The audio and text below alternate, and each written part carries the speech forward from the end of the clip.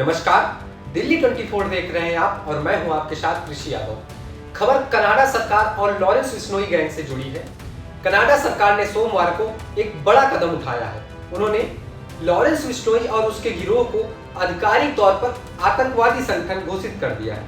यह घोषणा उस गिरोह की हत्या, गोलीबारी, आगजनी और जबरन वसूली जैसे हिंसक गतिविधियों के चलते की गई है। कनाडा के लोक सुरक्षा मंत्रालय के बयान के अनुसार यह गिरोह प्रवासी समुदायों की महत्वपूर्ण आबादी वाले क्षेत्रों में सक्रिय है और भय और आतंक फैलाने के लिए हिंसक गतिविधियों में संलिप्त रहा है। इसीलिए कनाडा ने इसे आपराधिक संहिता के तहत आतंकवादी संगठन घोषित किया है। इस निर्णय के मायने बहुत बड़े हैं। अब कनाडा में बिश्नोई गिरोह की कोई भी संपत्ति, मकान, दुकान, वाहन या धन जब्त की जा सकती है। साथ ही कनाडा के कानून प्रवर्तन को आतंकवादी गतिविधियों पर मुकदमा चलाने और फंडिंग जैसे अपराधियों के लिए अधिक और अधिकार मिल जाए। इसके अलावा इमिग्रेशन अधिकारी संदिग्ध गिरोह के सदस्यों को कनाडा में प्रवेश करने से रोक सकते हैं। हाल ही में इस गिरोह का नाम अभिनेत्री दिशा पाटनी के घर पर हुई फायरिंग और कपिल शर्मा के कैफे पर हुई फायरिंग जैसी घटनाओं में भी सामने आया था। ये घटनाएं इस गिरोह की हिंसक प्रवृत्ति और अंतर्राष्ट्रीय समुदाय को उजागर करती हैं।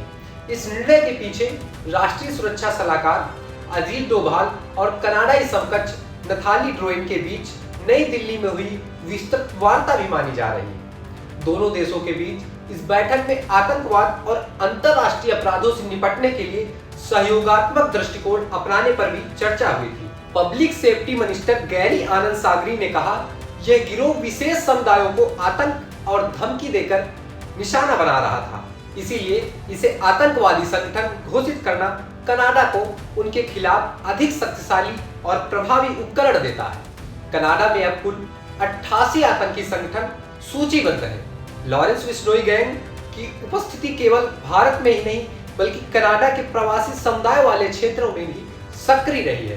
कुछ मीडिया रिपोर्ट्स के अनुसार इन क्षेत्रों में गिरोह ने कई जबरन वसूली, धमकी वाले मामले भी अंजाम दिए हैं। बिश्नोई गिरोह को आतंकी संगठन घोषित करने का यह कदम कनाडा की सरकार की शक्ति और शून्य सहिष्णुता की नीति का प्रतीक है। अब इस संगठन के खिलाफ कनाडाई अधिकारियों को कानूनी, वित्तीय और इमिग्रेशन से जुड़े सभी अधिकार मिल गए हैं ताकि वे देश में आतंक फैलाने की किसी भी कोशिश को रोक सके।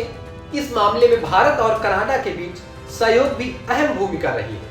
सुरक्षा मामलों में बातचीत के बाद यह कदम उठाया गया ताकि अंतर्राष्ट्रीय स्तर पर आपराधिक और आतंकवादी गतिविधियों पर नियंत्रण रखा जा सके। कुल मिलाकर कनाडा ने यह स्पष्ट संदेश दे दिया है कि हिंसा और धमकी, आतंक के लिए कोई जगह नहीं है और लॉरेंस बिश्नोई गैंग के सदस्य अब न सिर्फ कानूनी कार्रवाई का सामना करेंगे बल्कि उनकी संपत्ति जब्त होने और उनकी गतिविधियों पर कड़ी निगरानी भी रखी जाएगी। यह था लॉरेंस बिश्नोई गैंग आतंकी संगठन घोषित करने का पूरा घटनाक्रम। ऐसी खबरों के लिए देखते रहिए दिल्ली 24। धन्यवाद।